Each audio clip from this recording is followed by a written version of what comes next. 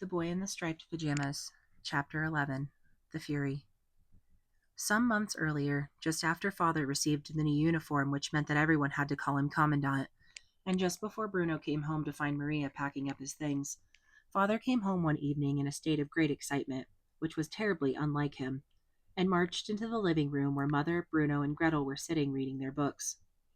"Thursday night," he announced. "If we've any plans for Thursday night, we have to cancel them."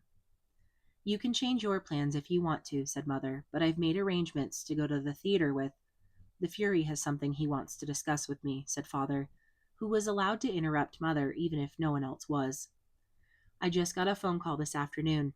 The only time he can make it is Thursday evening, and he's invited himself to dinner." Mother's eyes opened wide, and her mouth made the shape of an O. Bruno stared at her and wondered whether this was what he looked like when he was surprised about something. "But you're not serious," said Mother, growing a little pale. "He's coming here? To our house?" Father nodded. "At 7 o'clock," he said. "So we'd better think about something special for dinner." "Oh my," said Mother, her eyes moving back and forth quickly as she started to think of all the things that needed doing. "Who's the Fury?" asked Bruno. "You're pronouncing it wrong," said Father, pronouncing it correctly for him. "The Fury," said Bruno again, trying to get it right, but failing again. "No," said Father, "oh, never mind." "Well, who is he, anyway?" asked Bruno again. Father stared at him, astonished. "You know perfectly well who the Fury is," he said. "I don't," said Bruno. "He runs the country, idiot," said Gretel, showing off as sisters tend to do. It was things like this that made her such a hopeless case. "Don't you ever read a newspaper?" "Don't call your brother an idiot, please," said Mother. "Can I call him stupid?" "I'd rather you didn't." Gretel sat down again, disappointed, but stuck her tongue out at Bruno nonetheless. "Is he coming alone?" asked Mother. "I forgot to ask," said Father, "but I presume he'll be bringing her with him."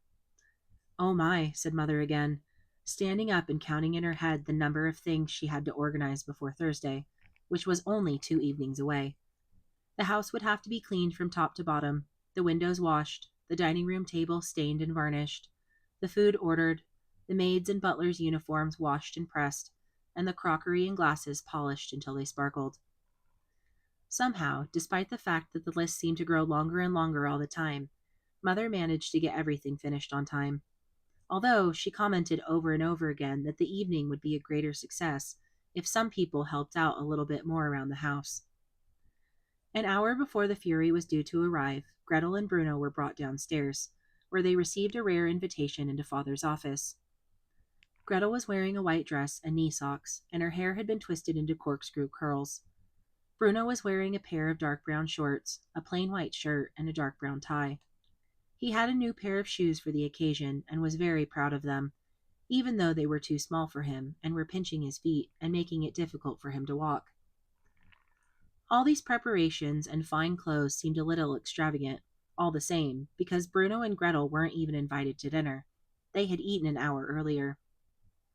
"Now, children," said Father, sitting behind his desk and looking from his son to his daughter and back again as they stood before him. "You know that there is a very special evening ahead of us, don't you?" They nodded. "And that it is very important for my career that tonight goes well." They nodded again. "Then there are a number of ground rules which need to be set down before we begin." Father was a big believer in ground rules. Whenever there was a special or important occasion in the house, more of them were created. "Number 1," said Father, "when the Fury arrives, you will stand in the hall quietly and prepare to greet him. You do not speak until he speaks to you, and then you reply in a clear tone, enunciating each word precisely. Is that understood?" "Yes, Father," mumbled Bruno. "That's exactly the type of thing we don't want," said Father, referring to the mumbling.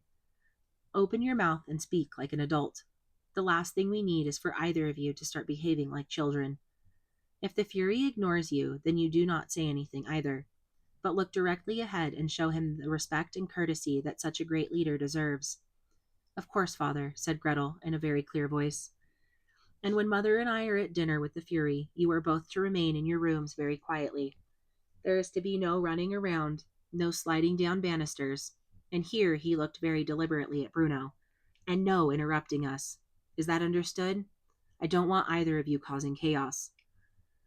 Bruno and Gretel nodded, and Father stood up to indicate that this meeting was at an end. Then the ground rules are established, he said. 3/4 of an hour later, the doorbell rang, and the house erupted in excitement. Bruno and Gretel took their places standing side by the staircase, and Mother waited beside them, wringing her hands together nervously. Father gave them all a quick glance and nodded, looking pleased by what he saw, and then opened the door. 2 people stood outside, a rather small man and a taller woman. Father saluted them and ushered them inside, where Maria, her head bowed even lower than usual, took their coats and the introductions were made. They spoke to Mother first, which gave Bruno an opportunity to stare at their guests and decide for himself whether they deserved all the fuss being made of them. The Fury was far shorter than Father, and not, Bruno supposed, quite as strong. He had dark hair, which was cut quite short, and a tiny mustache. So tiny, in fact, that Bruno wondered why he bothered with it at all, or whether he had simply forgotten a piece when he was shaving. The woman standing beside him, however, was quite the most beautiful woman he had ever seen in his life. She had blonde hair and very red lips, and while the Fury spoke to Mother, she turned and looked at Bruno and smiled, making him go red with embarrassment. And these are my children, Fury, said Father, as Gretel and Bruno stepped forward. Gretel and Bruno. And which is which, the Fury said, which made everyone laugh except for Bruno, who thought it was perfectly obvious which was which, and hardly cause for a joke. The Fury stretched out his hand and shook theirs, and Gretel gave a careful, rehearsed curtsy. Bruno was delighted when it went wrong and she almost fell over. What charming children, said the beautiful blonde woman. And how old are they, might I ask? I'm 12, but he's only 9, said Gretel, looking at her brother with disdain. And I can speak French, too, she added, which was not strictly speaking true, although she had learned a few phrases in school. Yes, but why would you want to? Asked the Fury. And this time no one laughed. Instead, they shifted uncomfortably from foot to foot, and Gretel stared at him, unsure whether he wanted an answer or not. The matter was resolved quickly, however, as the Fury, who was the rudest guest Bruno had ever witnessed, turned round and walked directly into the dining room, and promptly sat down at the head of the table, in Father's seat, without another word. A little flustered, Mother and Father followed him inside, and Mother gave instructions to Lars that he could start heating up the soup. I can speak French, too, said the beautiful blonde woman, leaning down and smiling at the 2 children. She didn't seem to be as frightened of the Fury as Mother and Father were. French is a beautiful language, and you are very clever to be learning it. Eva, shouted the Fury from the other room, clicking his fingers as if she were some sort of puppy dog. The woman rolled her eyes and stood up slowly and turned round. I like your shoes, Bruno, but they look a little tight on you, she added with a smile.